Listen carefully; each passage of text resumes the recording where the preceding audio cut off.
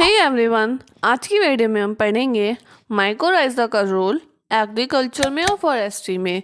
यानी कि mycorrhiza agriculture और फॉरेस्ट्री में अपना क्या क्या रोल प्ले करती है ये हम पढ़ने वाले हैं। तो सबसे पहला है रोल इन एग्रीकल्चर। इसमें क्या क्या रोल प्ले करती है।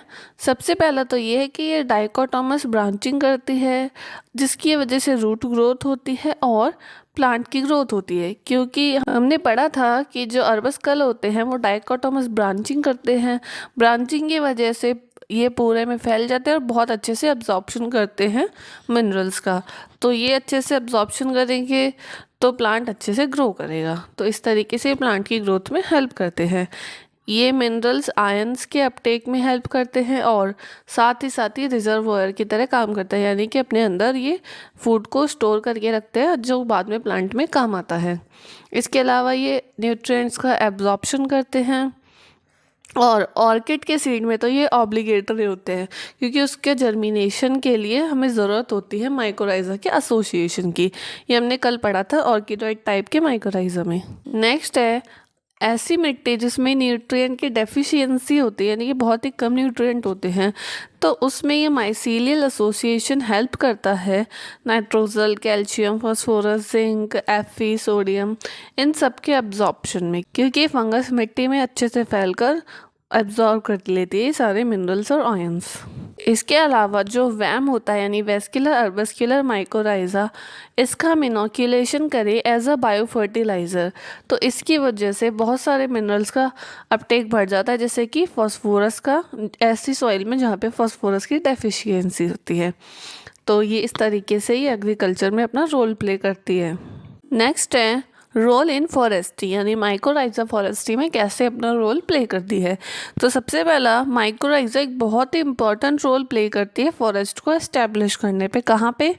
ऐसी लोकेशन जो कि अनफेवरेबल होती है या फिर बंजर ज़मीन होती है, जहाँ पर कुछ भी उगने की आशंका नहीं होती, वहाँ बिल्कुल ही न्यूट्रिएंट्स नहीं होते। ऐसी ज़मीन पर अगर माइकोराइजा हो तो प्लांट्स अच्छे से ग्रो कर पाता है।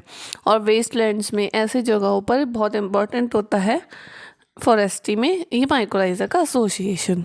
ऐसे ट्रीज जिसमें एंडोमाइकोराइजा होती है, फैकल्टेटिव, ऑब्लिगेटरी नहीं है, फैकल्टेटिव है, तो वो एक्ट करते हैं फर्स्ट इन्वेडर की तरह। यानी कि जब सक्सेशन होता है तो सबसे पहले जो स्पीशीज़ आती है उसको पायोनियर कहते हैं।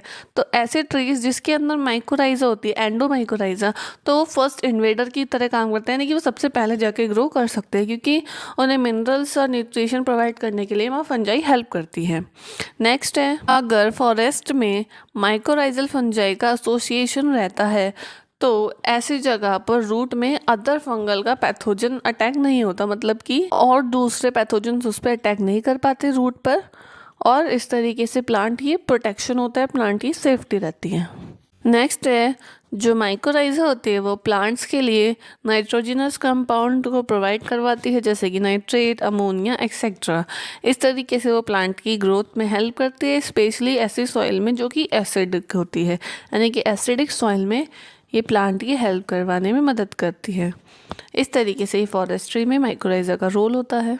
अगर आपको कोई डाउट हो तो आप कमेंट करके पूछ सकते हैं। द DK बॉटनी को लाइक, शेयर और सब्सक्राइब करना ना भूलें। Thanks for watching.